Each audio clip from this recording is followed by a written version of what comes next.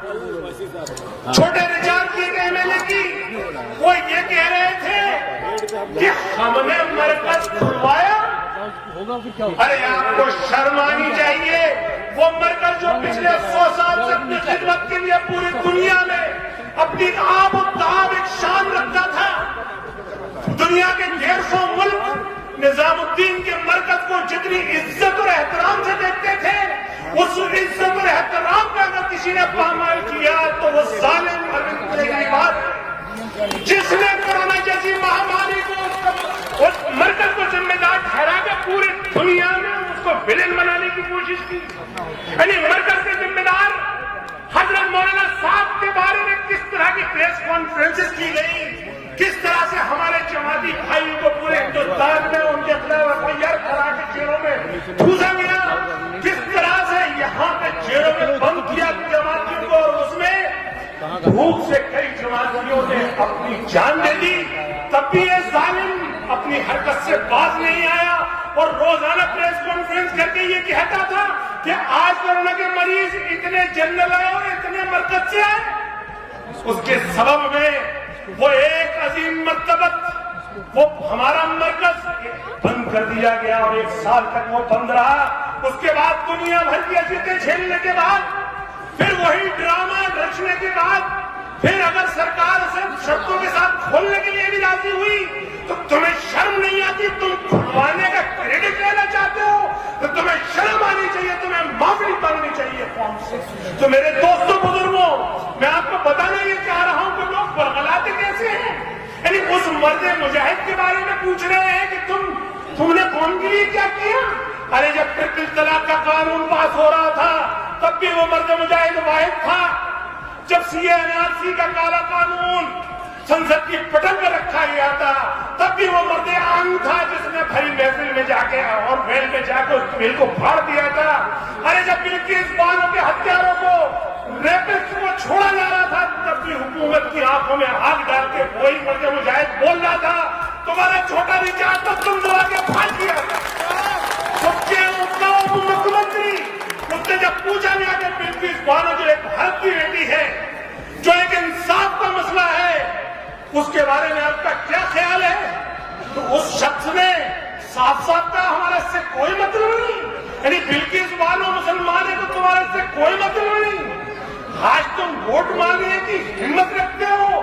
تو میرے دوستوں بزرگوں, یہاں سے اب آپ کا امتحان شروع ہوتا ہے کہ اب یہ اصل موقع ہے کسی جمہوری نظام میں. جب تک آپ الیکشن میں اپنی طاقت اور اپنی سیاسی طور پہ اتحاد نہیں پیش کرو گے تب تک لوگ آپ کی بات سننے والے نہیں ہیں. آپ اسی طریقے سے ٹھکرائے جاتے رہو گے, اسی طریقے سے آپ برگلائے جاتے رہو گے. یہ ایک بہترین مقام ہے کہ آل انڈیا مجلس اتحاد المسلمین آپ کے در پر آئی ہے اور آپ کا وہ حل لے کر آئی ہے جس کے لیے آپ کے دلوں میں اضطراب ہے, بے چینی ہے. آپ اور ہم سب ایک دوسرے سے پوچھتے ہیں کہ آخر یہ جو سیاسی بے وزنی اور جو سیاسی بے چینی ہے اس کا حل کیا ہے. تو اس کا حل یہی ہے کہ آج بیرسٹر سدین اویسی صاحب اور سانسد ہمارے امتیاز جلیل صاحب جیسے لیڈرز کو آج ہم ان کے نمائندے کوثر امان صدیقی کی اہلیہ کو اگر ہم متحد ہو کر منظم ہو کر چتا کے ایوان میں بھیجیں گے تبھی جا کے ہمارے اپنے مسائل کا حل یہاں سے ہونا شروع ہوگا. میرے دوستوں اور بزرگوں, یہ بات تو میں نے وہ کہی جو فی الحال جو اس وقت سرکار میں ہے. اب بات کرتے ہیں ہم کانگریس کی. کانگریس جو تمام ظلموں کی ماں ہے, جس نے آج اس کی خود کی رپورٹ میں یہ بتا دیا کہ اس وقت ہندوستان کا مسلمان اس نے دلتوں کے سے بھی نیچے پہنچا دیا ہے.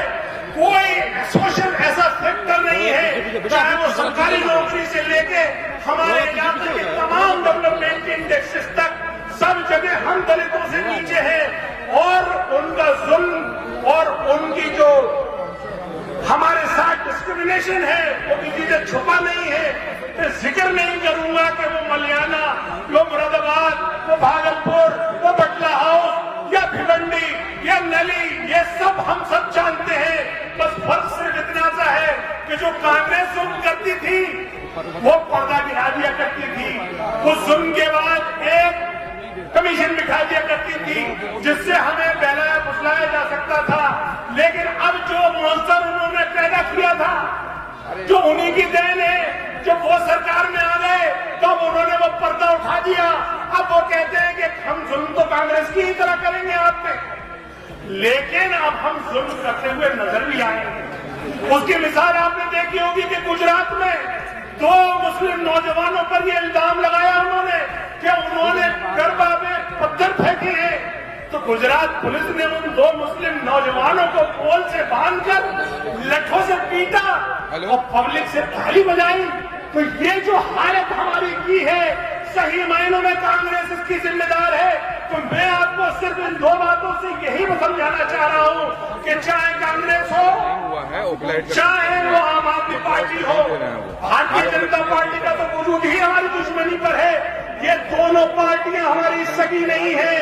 یہاں پہ بھی ایک صاحب 3 مرتبہ سے کانگریس کے کاؤنسلر ہیں، وہ بھی ان کا ایک اسٹائل ہے، امتیاز بھائی ان کا اسٹائل یہ ہے کہ کندھے پہ ہاتھ رکھا اور ایک بیڑی پلائی اور ایک چائے پلائی۔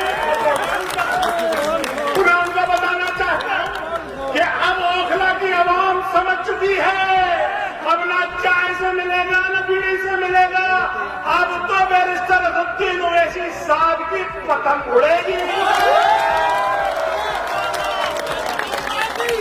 تو میرے دوستوں بزرگوں، معاملہ سیریس ہے، کسی کے رونے دھونے میں نہیں آنا ہے، کسی کے ناٹک میں نہیں آنا ہے، بات بن چکی ہے۔ وزیر امام صدیقی صاحب، آپ کو میں مبارکباد دیتا ہوں، اعتماد سنیں، آپ انشاءاللہ تعالی ایک بہترین لیڈ سے جیت رہے ہو، بس مجھ سے یہ وعدہ کرو، مجھ سے یہ وعدہ کرو پبلک کو دفاع بنا کر کہ جس طریقے سے پچھلے 7 سال سے حیدرآباد میں مجلس کے جو کارپوریٹر ہیں وہ اپنی علاقے کی خدمت ایسے کرتے ہیں جیسے عبادت کرتے ہیں، اسی لیے ان کا نتیجہ یہ آتا ہے کہ پچھلی بار 45 کارپوریٹر کھڑے کیے، 44 جیت گئے۔ تو کیا آپ بھی اس علاقے کی خدمت عبادت کی طرح کرو گے؟ انشاءاللہ۔ تو میرے بھائی دوستوں، ان سے جو کام لیا جائے گا وہ آپ سے جو انہوں نے وعدے کیے وہ لیا جائے گا، فٹنس آفس ان کا مانیٹر کرے گا، اور جیتنے کے بعد سب سے پہلے ان کی 1 ہفتہ 15 دن کی حیدرآباد میں ٹریننگ ہوگی، پھر آپ دیکھنا یہ علاقہ آپ خود سنبھالیں گے، آپ کی قیادت بھی سنبھلے گی، آپ کا علاقہ بھی سنبھلے گا اور آپ کی سیاسی حیثیت بھی سنبھلے گی۔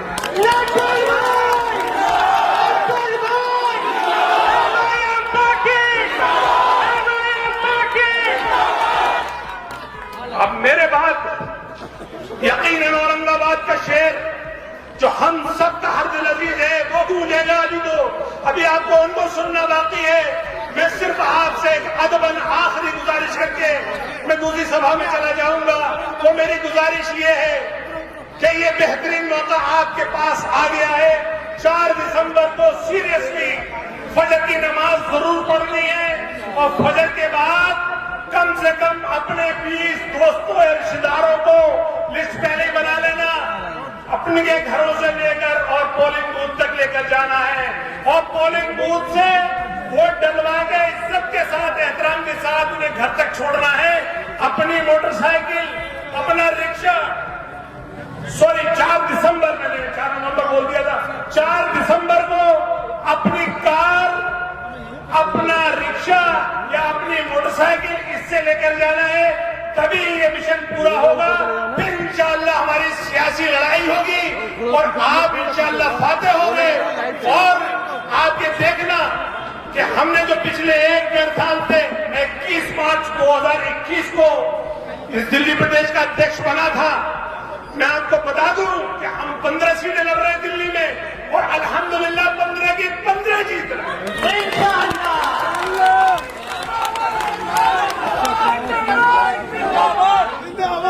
تو بہرحال ہمارا نشان پتنگ ہے، پتنگ ہی ہر حال میں اڑنی ہے، مجھے امید ہے کہ اوکھلا، ذاکر نگر اور ابو الفضل ساری عوام ہمیں مایوس نہیں کرے گی، اپنی محبتوں سے ووٹ سے نوازے گی۔ فآخر دعوانا الحمدللہ رب العالمین، السلام علیکم ورحمۃ۔ دنیا کی ہر چھوٹی بڑی خبر دیکھنے کے لیے سستا میڈیا کو سبسکرائب کریں اور ساتھ میں بیل آئیکن کو دبائیں تاکہ لیٹسٹ ویڈیو سب سے پہلے آپ تک پہنچے۔ اگر آپ سستا میڈیا فیس بک پیج پہ دیکھ رہے ہیں تو پیج کو فالو اور لائک ضرور کریں۔